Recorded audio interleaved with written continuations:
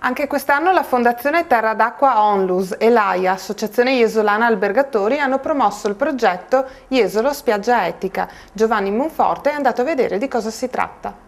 Jesolo Spiaggia Etica, atto secondo, è arrivato il momento di fare il punto della situazione su come è andata la prima edizione di Jesolo Spiaggia Etica, questa raccolta di fondi, ma soprattutto, visto che incombe la nuova stagione estiva, è anche il momento di presentare l'edizione 2012. Con noi c'è il presidente della Fondazione Terra d'Acqua, professor Paolo Rizzante, che la Fondazione Terra d'Acqua è uno dei due soggetti promotori di questa iniziativa. Allora, innanzitutto, presidente, vuole raccontarci di che cosa si tratta Jesolo Spiaggia Etica, quanto è stato raccolto e a quali progetti andate ad evolvere questa cifra. Abbiamo proposto all'Associazione Iesolana Albergatori di lasciarsi coinvolgere in questo progetto. Devo dire che la proposta è stata accolta con entusiasmo e i risultati sono stati a distanza di un anno raggiunti, pienamente raggiunti. La cifra che è stata raccolta, con un modesto contributo anche della Fondazione Terra d'Acqua medesima, è di 12.000 euro.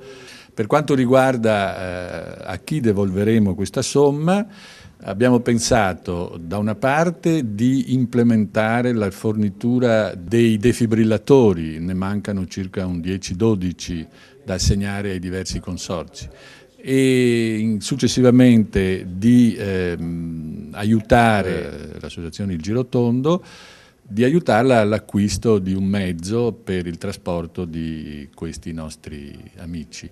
In terzo luogo, diciamo, di dare un modesto contributo anche a due comuni, uno della Toscana e uno della Liguria, che sono stati recentemente colpiti dalla disastrosa alluvione di cui tutti ricordiamo e sappiamo. Il coinvolgimento dell'AIA in questa iniziativa, c'è stata una grande risposta e per l'edizione 2012 puntate ad un'ulteriore aggiunta di strutture.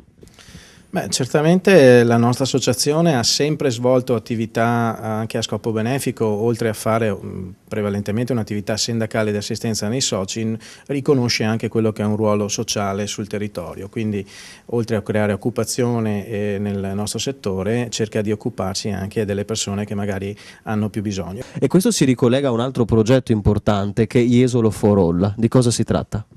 Jesolo for All è un progetto che parte già più di un anno fa, si completerà poi col prossimo anno grazie all'iniziativa della Fondazione, anche con l'acquisto di queste sedie particolari dette job, che consentono praticamente al cliente disabile veramente di usufruire di una Jesolo a 360 gradi anche per la spiaggia e fare il bagno direttamente in acqua, proprio con un sistema galleggiante che consente appunto di accedere anche all'acqua. Quindi ce ne sono già, noi non faremo altro che completarne con ulteriori unità l'utilizzo poi su tutta la fascia del litorale.